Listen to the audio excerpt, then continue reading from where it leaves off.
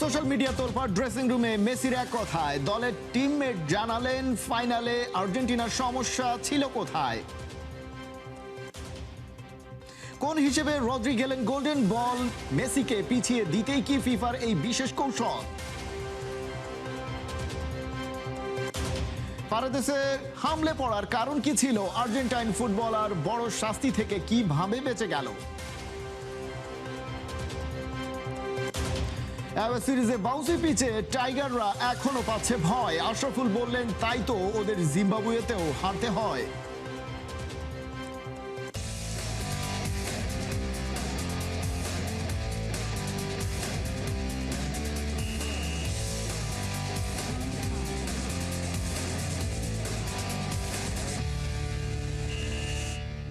স্বাগত খেলা যোগে, আপনাদের সাথে আছি খালিদ জামিল। বিশ্বকাপ ফাইনালে মাঠে নামার আগে টানেলের ভেতর সতীর্থদের সঙ্গে কথা বলার সেই মুহূর্ত এখন টক অফ দ্য টাউন। কি হয়েছিল আর্জেন্টিনার শিবিরে, কেনই বা লিওনেল মেসি টিমমেটদেরকে বলছিলেন সব ভুলে গিয়ে খেলা চালিয়ে যেতে। এই ঘটনার পেছনে কি আছে, অন্য কোনো ষড়যন্ত্র নাকি নিছক টিম স্পিরিট বাড়ানোর টোটকা। অ্যালেক্সিসের বাবা কার্লোস ম্যাক অ্যালিস্টারের কথাতে অবশ্য জানা যাচ্ছে সে সময় ড্রেসিং রুমে সাধারণ ফুটবল রিলেটেড কথাই হচ্ছিল। মেসির বক্তব্য ছিল দলের বাকিদের প্রেসার ফ্রি রাখতে, এই কথাই বলেছিলেন তিনি। বিস্তারিত জানাচ্ছেন তাজিন খন্দকার। চলো ছেলেরা, যা হয়েছে ভুলে যাও, মনে করো কিছুই হয়নি। টানেলের ভেতর থেকে বেরিয়ে আসছেন মহাতারকা, কিন্তু মুখে রাজ্যের দুশ্চিন্তা, ভীষণ চাপ আর হতাশা। কি হলো এলএমটেনের? মাত্র একটা বাক্য, কিন্তু সেই বাক্যই এখন বিশ্ব ফুটবলের সবচেয়ে বড় মিস্ট্রি। সতীর্থদের সঙ্গে কি বা বলেছিলেন মাঠে নামার আগে? পুরো ফুটবল দুনিয়ায় গুঞ্জন এখন একটাই, কি হয়েছিল সেখানে? কিসের চাপে সবাইকে সামলাচ্ছিলেন দলের কাণ্ডারি লিওনেল মেসি? এ যেন একেবারে যেখানে দেখো ছাই, উড়াইয়া দেখো তাই, পাইলেও পাইতে পারো অমূল্য রতন। আর সেখান থেকেই ফুটবল প্রেমীদের আলোচনা শুরু। কি হলো টানেলের ভেতর? সম্প্রতি প্রকাশ পাওয়া টানেলের ফুটেজে দেখা যায় ড্রেসিং রুম থেকে বের হওয়ার সময় মেসি সতীর্থদের উদ্দেশ্যে বলছেন, come on boys, let's forget what happened, as if nothing had happened. এই কয়েকটা শব্দ ছড়িয়ে পড়তেই সোশ্যাল মিডিয়াতে শুরু হয় কনস্পিরেসির ঝড়। কেউ দাবি করেন ম্যাচের আগে আর্জেন্টিনা শিবিরে ঘটেছিল অস্বাভাবিক কিছু, আবার কেউ টেনে আনেন অ্যান্টি ডোপিং ইস্যু। কিন্তু কান কথায় চিরা ভেজে না, কারণ কমিউনিটি নোটে স্পষ্ট বলা আছে ফিফার অ্যান্টি ডোপিং টেস্ট ম্যাচের আগে নয়, ম্যাচের পরে হয়। ফলে জল্পনা বাড়লেও সেই দাবির পক্ষে কোনো নিশ্চিত প্রমাণ আসেনি সামনে। তবে এখন পর্যন্ত যতটুকু দিনের আলোতে এসেছে তাতে বোঝা যায় অধিনায়ক হিসেবে দলের সবাইকে মেন্টালি রিলিভ করতে এই কথা বলেছিলেন লিওনেল মেসি। শুধু ওই কথাই নয়, বিরতির পর মাঠে নেমেও লিও সতীর্থদের এটা বলেন যে personality people, personality, we have always had it, so why wouldn't we have it now. শুধু কি মেসি, সতীর্থদের উজ্জীবিত করতে এমিলিয়ানো মার্তিনেজও দিয়েছেন সেদিন বার্তা। গোলবারের নিচ থেকে এমিলিয়ানো মার্তিনেজের বজ্রকণ্ঠ বদলে দিতে পারেনি ম্যাচের ভাগ্য। আর ম্যাচ শেষে তো দু দলের ফুটবলারদের মধ্যে হাতাহাতির ঘটনা মোড় নেয় ভিন্ন দিকে। সব মিলে আর্জেন্টিনা শিবিরে এখন এক ষড়যন্ত্রের গন্ধ। মেসির সেই কথার আড়ালে কি শুধুই সতীর্থদের সাহস জোগানোর চেষ্টা ছিল, নাকি সত্যিই ঘটেছিল এমন কিছু যার উত্তর এখনো জানে না ফুটবল দুনিয়া? যদিও এই ঘটনার পরে সামাজিক যোগাযোগ মাধ্যমে এক এক করে পোস্ট করেন Leandro Paredes, Lionel Messi, Alexis Mac Allister, Emiliano মার্তিনেজরা। প্রত্যেকের পোস্টেই ছিল চাপা কষ্ট। আর তাতে কি উঁকি দিচ্ছে নতুন কোনো রহস্য? কোনো অদৃশ্য চাপেই কি পড়তে হচ্ছে আর্জেন্টিনাকে? Tajin Khandakar, ৭১। Golden ball, golden boot থেকে শুরু করে বছরের শেষে ব্যালন ডিওর, একাধারে সব পুরস্কারই তো লিওনেল মেসি পেতে যাচ্ছিলেন। বিশ্বকাপে কিং লিওর খেলা দেখে অন্তত তাই মনে হচ্ছিল। পুরো একটা দলকে একাই টানছিলেন, নিজে গোল করছিলেন অথবা করাচ্ছিলেন। কিন্তু দিন শেষে ফাইনালে স্পেনের কাছে খোয়া গেল আর্জেন্টিনার শিরোপা। ফিফার বিশ্বকাপ থেকে খালি হাতেই ফিরলেন এলএমটেন। তবে IFFH এর ডেটা অ্যানালাইসিস বলছে মেসির এই বিশ্বকাপের সেরা ফুটবলার, এবং সেটা অবিসংবাদিতভাবেই। কেন, তার ব্যাখ্যা রিপোর্টে। ফাইনালে হেরেছেন, ট্রফি নেই, কিন্তু ফিফার গোল্ডেন বল গেছে রদ্রির কাছে, যে বিশ্ব চ্যাম্পিয়ন দলের মিডফিল্ডার। কিন্তু IFFHS বলছে ভিন্ন কথা। পুরো টুর্নামেন্টে ডেটা অ্যানালাইসিস করে international federation of football history and statistics তাদের বেস্ট প্লেয়ার অ্যাওয়ার্ড দিয়েছে লিওনেল মেসিকে। তবে ফিফার সিদ্ধান্তের পেছনে কাজ করেছে বিশেষ কিছু মানুষের ভোটিং, যেটা আসলে হাইলি অ্যাপ্রিসিয়েট করে ট্রফি এবং ট্রফিকে। কিন্তু এদিকে মেসির পক্ষে সংখ্যাগুলো কথা বলছে। 8 ম্যাচে 8 গোল, 4 অ্যাসিস্ট, গড় ম্যাচ রেটিং 8.33। শুধু 1-2 ম্যাচের কথা বাদ দিলে মেসি পুরো টুর্নামেন্টেই নিজেকে বাকিদের ধরাছোঁয়ার বাইরে নিয়ে গেছেন। IFFH এর পদ্ধতিতে অবশ্য নকআউট পর্বের পারফরম্যান্সকে বেশি ওজন দেওয়া হয়। কারণটা যুক্তিসঙ্গত। গ্রুপে হারলে ফেরার সুযোগ আছে, নকআউটে নেই। সেই চাপের মধ্যে কে নিজের সেরাটা দিতে পারেন সেটাই আসল পরীক্ষা। মেসি সেই পরীক্ষায় সর্বোচ্চ নাম্বার পেয়েছেন। ফেডারেশনের ভাষায় এই পুরস্কার আবেগের জন্য নয়, খ্যাতির জন্য নয়, ডেটার উপর নির্ভর করে নির্দিষ্ট করা হয়েছে। কেন একজন স্প্যানিশ মিডফিল্ডার ফিফার গোল্ডেন বল পেলেন আর পরিসংখ্যান সংস্থা মেসিকে সেরা হিসেবে ঘোষণা করলো? উত্তর লুকিয়ে আছে দুটি সংস্থার মূল্যায়ন পদ্ধতির ভেতর। ফিফার গোল্ডেন বল নির্বাচন করা হয় অফিসিয়াল টেকনিক্যাল স্টাডি গ্রুপ এবং স্বীকৃত সাংবাদিকদের গোপন ভোটের মাধ্যমে। সেখানে স্রেফ ব্যক্তিগত গোল বা অ্যাসিস্ট নয়, বরং পুরো টুর্নামেন্টে দলের চ্যাম্পিয়ন হওয়া এবং মাঝ মাঠের ট্যাকটিক্যাল ইম্প্যাক্টকে প্রাধান্য দেওয়া হয়েছে। পুরো টুর্নামেন্টে স্পেনের মাঝ মাঠের মূল নিয়ন্ত্রক ছিলেন রদ্রি। ফাইনালে আর্জেন্টিনাকে 1-0 গোলে হারিয়ে স্পেনের দ্বিতীয় বিশ্বকাপ জয়ে তার ভূমিকার জন্য তাকে সেরা ঘোষণা করা হয়। IFFHS কোনো মানুষের আবেগ বা ভোটের ওপর নির্ভর করে না, তাদের মূল্যায়ন সম্পূর্ণ গাণিতিক। প্রতিটি ম্যাচের tactical output, dribbling success, chance creation, expected goal এবং সরাসরি গোল কন্ট্রিবিউশনের উপর ভিত্তি করে তৈরি ডিজিটাল ইন্ডেক্সে মেসি সবার উপরে অবস্থান করায় সংস্থাটি তাকে টুর্নামেন্টের সর্বশ্রেষ্ঠ খেলোয়াড় হিসেবে স্বীকৃতি দিয়েছে। ট্রফি ছাড়া সেরা খেলোয়াড়, এই বিতর্কটা নতুন নয়। 2014-তে মেসি নিজেই গোল্ডেন বল পেয়েছিলেন ফাইনালে হেরেও। কিন্তু এবার ফিফার পছন্দ রদ্রি, আবার IFFHS এর পছন্দ মেসি। দুটো দৃষ্টিভঙ্গি, দুটো উত্তর। ফিফা বলছে বিশ্ব চ্যাম্পিয়ন দলের কলকাঠি নাড়া মানুষটাই সেরা। IFFHS বলছে গোল, অ্যাসিস্ট, রেটিং, নকআউট ইম্প্যাক্ট সব মিলিয়ে সেরা ছিলেন মেসি। পরেরটা শুনতেই হয়তো বেশি যুক্তিসঙ্গত মনে হবে, কারণ যে ভালো খেলবেন তার দল হোঁচট খেলেও সেটার দোষ সব সময় একজন পার্টিকুলার প্লেয়ারের ঘাড়ে কেন বর্তাবে? খালিদ জামিল, একাত্তর। বিশ্বকাপ ফাইনালের পর স্পিরিট অফ দ্য গেমের সাথে সেই ধরনের কোনো সাইনই রাখতে পারেনি আর্জেন্টিনা। স্পেন যখন ট্রফি সেলিব্রেশন করছিল তখন সেটাকে এড়িয়ে যেতে তাদের দিকে না তাকিয়েই গ্যালারি মুখ হয়েছিলেন লিওনেল মেসি স্বয়ং।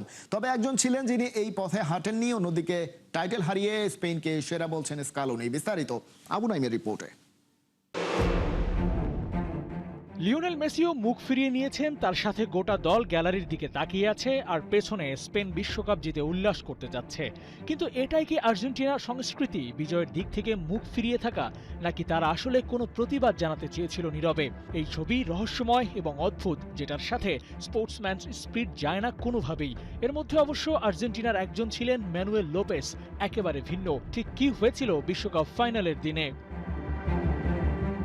খেলাধুলায় স্পিরিট অফ গেমের আলোচনা হয়, সবাই সবার প্রতি মিনিমাম রেসপেক্ট দেখান, ফলাফল যাই হোক যেভাবেই হোক। কিন্তু স্পেনের কাছে বিশ্বকাপ হেরে সেটা বেমালুম ভুলে গেছে আর্জেন্টিনা, অথবা প্রতিপক্ষকে সম্মান জানানোর বিপরীতে যেন জানিয়েছে ক্ষোভটা আসলে কোথায়? স্পেনের প্রতি নাকি ফিফা রেফারির প্রতি?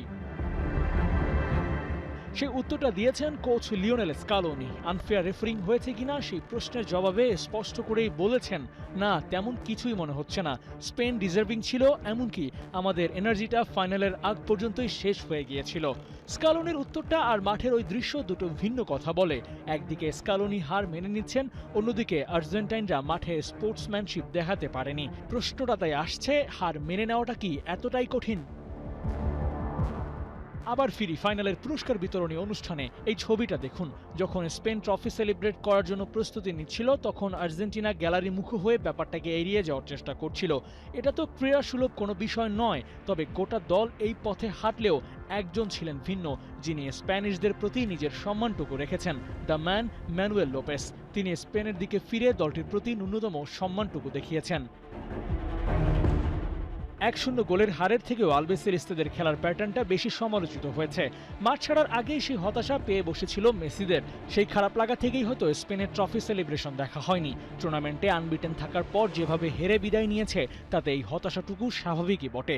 তবে সেই হতাশার সাগরে ডুবেও লোপেস নিজের দায়িত্বটা পালন করেছেন আর তাতে ভাসছেন প্রশংসায়।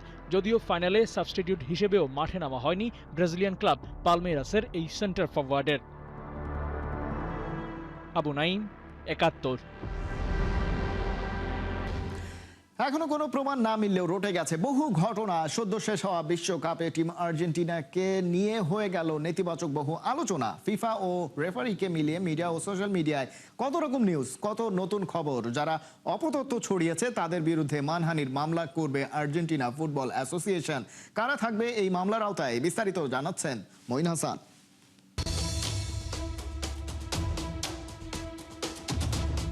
কথায় আছে যা ঘটে তার কিছুটা রটে। এবারের বিশ্বকাপে টিম আর্জেন্টিনাকে নিয়ে হয়ে গেছে নানা রকম অভিযোগ, যে অভিযোগগুলোর ভিত্তি খুঁজে পাওয়া কিছুটা মুশকিল তো বটেই। এখনো সে ধরনের কোনো স্ট্রং এভিডেন্স কেউ জোগাড় করতে পারেনি। বিশ্বকাপ এর মধ্যে শেষ, আর্জেন্টিনা রানার আপ। তবে কি এমন ঘটলো যার অনেক কিছু চারপাশে রটলো, এই প্রশ্নটা তো থাকেই।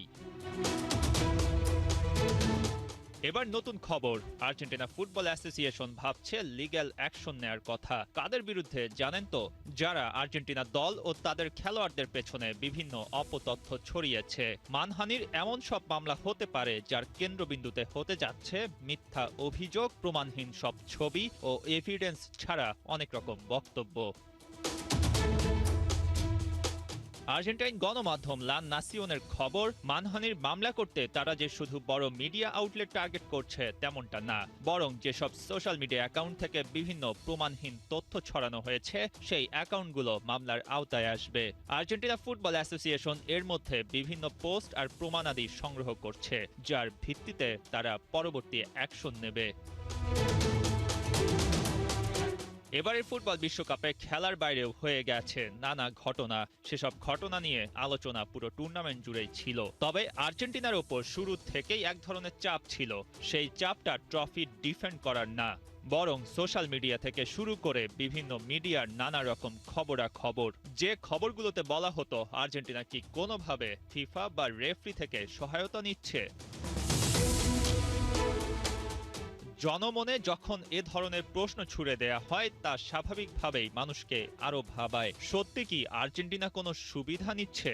VAR এর একটা সিদ্ধান্ত পক্ষে যাওয়া মানেই তো সুবিধা হওয়ার কথা না, কিন্তু পরিবেশটা এমন ছিল যেখানে রেফারির একটা সাধারণ সিদ্ধান্ত আর্জেন্টিনার পক্ষে গেলে তা নিয়ে প্রশ্ন তোলা হয়েছে।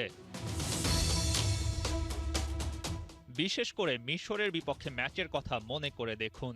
যে ম্যাচ শেষ হওয়ার পর আর্জেন্টিনা টিমের সাথে ফিফা ও রেফারিকে মিলিয়ে ইজিপ্ট কোচ ও তাদের ফুটবলাররা পর্যন্ত একাধিক কথা তুলেছে।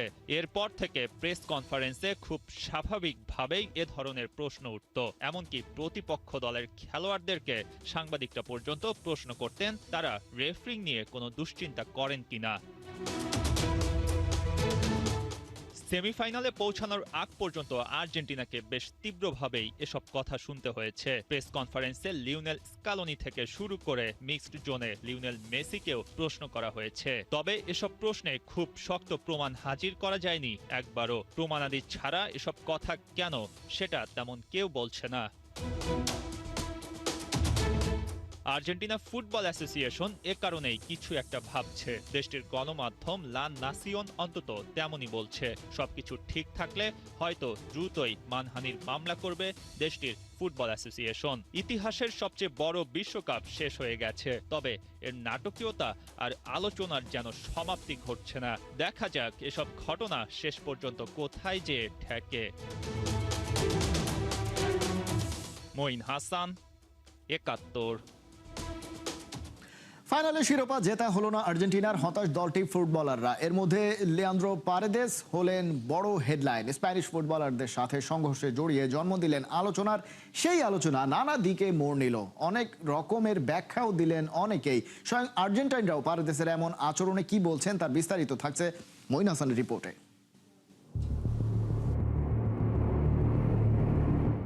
বিশ্বকাপ ট্রফি ডিফেন্ড করা হলো না, স্পেনের কাছে 1-0 গোলের পরাজয়। রানার আপ দলের খাতায় উঠল আর্জেন্টিনার নাম। ফাইনাল ম্যাচ শেষের পরপরই বড় হেডলাইন হলেন লিয়ান্দ্রো পারেদেস। কেন সে কথা এতদিনে জেনে গেছেন সবাই। তবে একটা তথ্য কি জানেন? পারেদেস বিশ্বকাপের শেষ 3 ম্যাচ খেলেছেন ভাঙা পাঁজর নিয়ে। আর ফাইনাল ম্যাচে তার সংঘর্ষে জড়িয়ে পড়ার ঘটনা আর্জেন্টাইনরা কিভাবে দেখছেন সেটা এখন জানা যাক। লিয়ান্দ্রো পারেদেস সম্পর্কে আর্জেন্টাইনদের বোঝাপড়া খুব ভালো। কোন আবেগ আর কোন পরিস্থিতিতে এই মিডফিল্ডার কি ধরনের রিয়াকশন দেখান তা নিয়ে আছে জানাশোনা। দেশটির ক্লাব বোকা জুনিয়র্সের ক্যাপ্টেন পারেদেস। এই ক্লাবের একনিষ্ঠ সমর্থক গ্যাব্রিয়েল সানচেজ ফরাসি পত্রিকা লেকিপে কি জানিয়েছেন একটু দেখে আসি। পারেদেস মাঝে মাঝে বাড়াবাড়ি করেন, কিন্তু তিনি তার লড়াকু মনোভাব খেলোয়াড়দের মধ্যে ছড়িয়ে দিতে চান। পারেদেস সেভাবেই খেলেন যেভাবে আর্জেন্টাইনরা জীবনযাপন করে, যেখানে থাকে আকাঙ্ক্ষা, প্রতিশ্রুতি এবং আবেগ। ফাইনাল ম্যাচ শেষে এরিক গার্সিয়া বা গাভির সাথে পারেদেসের যে আচরণ তা অনেক বোকা জুনিয়র্স সমর্থকরাই অপছন্দ করেছেন। অনেকেই যদি কিন্তু ছাড়াই এমন আচরণের সমালোচনা করেন। এমনই এক সমর্থক লুইস গঞ্জালেস লেকিপে জানিয়েছেন তিনি পারেদেসের আচরণ মোটেই পছন্দ করেননি। নিজ খেলোয়াড়দের আচরণে সমর্থক হিসেবে তিনি লজ্জাবোধ করেন। আর্জেন্টাইন ক্লাব এফসি নান্তেসের সাবেক ডিফেন্ডার মাউরো চেত্তো পারেদেস সম্পর্কে জানান, সে একজন ডিফেন্সিভ মিডফিল্ডার। তার খেলায় আক্রমণাত্মক ব্যাপারটা একটু বেশি, মাঝে মাঝে ফাউলও করে বসে। চেত্তো মনে করেন স্প্যানিশ খেলোয়াড়দের উস্কানি একটা প্রধান ব্যাপার ছিল পারেদেসের সংঘর্ষে জড়িয়ে পড়ার জন্য।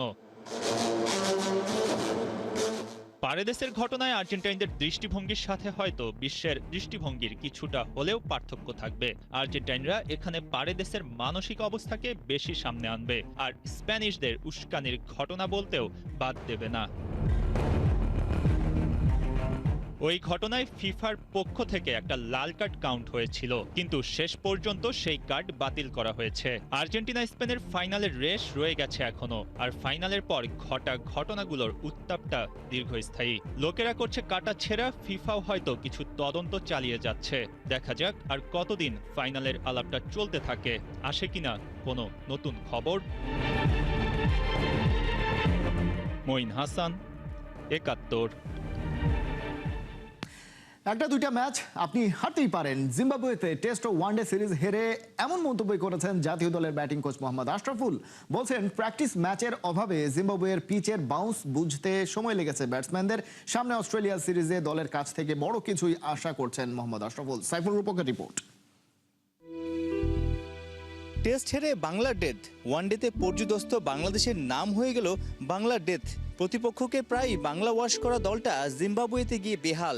২২ গজে নখদন্তহীন টাইগারদের ভালোভাবেই খোঁচা দেয় জিম্বাবুয়ের এক সংবাদ মাধ্যম। বাঘেরা শুধু জিম্বাবুয়ের সাথেই পারে, এমন কথা প্রায়ই বাংলাদেশের সোশ্যাল প্ল্যাটফর্মে দেখা যায়। টাইগাররা ট্রলের শিকার হয়। ঘরের মাঠে দুর্দান্ত ছোটা হৃদয় তাসকিনরাই কেন জিম্বাবুয়েতে গিয়ে তাল হারায়? আচ্ছা বলবে, সবশেষ জিম্বাবুয়েতে বাংলাদেশ গিয়েছিল 2022-এ, সেখানে ওয়ানডে এবং টি-20 দুইটা সিরিজে হেরেছিল। এবার টি-20 সিরিজ জিতলেও আপনার টেস্ট এবং ওডিআই হেরেছে। মানে জিম্বাবুয়েতে গিয়ে কি হয় আসলে? একটা দুইটা ম্যাচ আপনি হারতেই পারেন, কন্ডিশন ডিফারেন্ট কন্ডিশন, এক্সট্রা একটা যে বাউন্স, ওই বাউন্সটা আমরা অ্যাডজাস্ট করতে আমাদের একটু সময় লেগে গিয়েছে। প্রথম টেস্ট ম্যাচ তো আমরা আসলে ভালো করতে পারিনি। ফ্র্যাঞ্চাইজি টুর্নামেন্ট হওয়ার কারণে ইন্টারন্যাশনাল ম্যাচগুলা আগে কিন্তু একটা প্র্যাকটিস ম্যাচ হতো, একটা 3 ডে ম্যাচ বা একটা 1 ডে ম্যাচ যদি হতো তাহলে অ্যাডজাস্টমেন্ট করাটা সহজ হতো। তো ওই অপশনটা এখন নাই। এখন আপনাকে খুব যেই খেলতে হয়, কন্ডিশনের সাথে অ্যাডজাস্ট করার জন্য যে এক্সট্রা একটা সময়। যদিও আমাদের টেস্ট টিমটা আগে গিয়েছেন, ওয়ান ডে টিমের প্লেয়াররাও আগে গিয়েছিলেন, কিন্তু প্র্যাকটিস ম্যাচ খেলার যে এক্সপিরিয়েন্সটা ওইটা কিন্তু ছিল না। ওইটা হলে হয়তোবা মূল ম্যাচগুলোর রেজাল্ট আমাদের পরই থাকতো, আমি মনে করি। বোলারদের থেকে ব্যাটারদের ব্যর্থতা নিয়ে আলোচনা হচ্ছে বেশি। ব্যাটিং কোচ আশরাফুলকে নিয়েও অনেকে প্রশ্ন তুলছে, নিজের রোলে কতটা সন্তুষ্ট অ্যাশ? না, এগুলো তো আমার রিয়াকশনের কিছুই নাই, কারণ আলহামদুলিল্লাহ লাস্ট 7 মাস ধরে আমি বলবো যে আমাদের ব্যাটাররা খুবই ভালো করছেন। একটা সিরিজ খারাপ হতেই পারে, একটা টেস্ট ম্যাচ খারাপ হয়েছে, এর আগের 4টা টেস্ট ম্যাচে কিন্তু অসাধারণ খেলেছেন আমাদের ব্যাটসম্যানরা। তো আমি চেষ্টা করছি আমার জায়গায় আমার বেস্টটা দেওয়ার জন্য। গত এক বছর ধরে আলোচনা হচ্ছে যে বাংলাদেশ কি 27-এর বিশ্বকাপে সরাসরি খেলতে পারবে কিনা। ঘরের মাঠে বেশ কয়েকটা সিরিজ জেতার পরে একটা পজিটিভ ব্যাপার ছিল, আবার জিম্বাবুয়ের কাছে হেরে র্যাঙ্কিংও পিছিয়ে যাওয়া, সব কিছু মিলে আসলে বাংলাদেশ কোন পর্যায়ে আছে, কতটা চাপে আছে? দেখেন আসলে ওই বিষয় নিয়ে একদমই আমরা ওয়ারিড না ম্যানেজমেন্ট, কারণ আমরা প্রত্যেকটা সিরিজ বাই সিরিজ যাওয়ার চেষ্টা করছি। এই সিরিজের আগে টানা 5টা সিরিজ বাংলাদেশে উইন করেছিল, তো এই সিরিজটা আমাদের ফরে যায়নি। সামনে যেই ওয়ানডে টুর্নামেন্ট হবে, হয়তো বা ইন্ডিয়া যদি আসে তাদের সাথে ওয়ানডে হবে 3টা ম্যাচ, তারপর সাউথ আফ্রিকার সাথে আছে, তো ওই সময় আমরা চেষ্টা করবো আমাদের বেস্ট ক্রিকেটটা খেলার জন্য। মেতে পাকিস্তানকে হোয়াইট ওয়াশ করে অস্ট্রেলিয়াতেও দারুণ কিছু করার বার্তা দিচ্ছিল শান্তরা, যদিও মাঝে জিম্বাবুয়ের কাছে বড় ব্যবধানে টেস্ট হেরে আত্মবিশ্বাসে ধরেছে চির। 23 বছর পর ক্যাঙ্গারুদের দেশে টেস্ট খেলতে যাচ্ছে, প্রতিরোধ গড়তে পারবে টিম বাংলাদেশ? অবশ্যই অস্ট্রেলিয়াতে আমি মনে করি যে টাফ হবে, কিন্তু একটা পজিটিভ দিক যে আমরা আগে যাচ্ছি, প্রায় 10-12 দিন আগে যাচ্ছি, একটা 3-ডে ম্যাচ খেলার অপরচুনিটি আছে আমাদের। তো আমি আশা করব আমাদের সবাই যদি সুস্থ থাকে, অবশ্যই টেস্ট 2টা ম্যাচই আমরা ভালো করার চেষ্টা করব। সাইফুল রূপক, 71। এই ছিল এখনকার খেলা যোগে। সরাসরি সংবাদ আর অনুষ্ঠান দেখতে চোখ রাখুন 71-এর ফেসবুক পেজে এবং সাবস্ক্রাইব করুন 71-এর ইউটিউব চ্যানেল। 71-এর সাথেই থাকুন।